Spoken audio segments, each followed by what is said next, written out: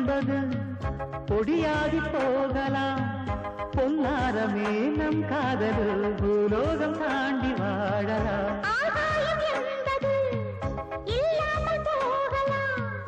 ஆனாலும் நம் நேசமே ஆகாயம் தாண்டி வாழலாம். கண்ணீரில் ஈரமாகி கரையாட்சி காதலே கரை மாற்றி நாமும் வெல்ல கரையேற வேண்டுமே.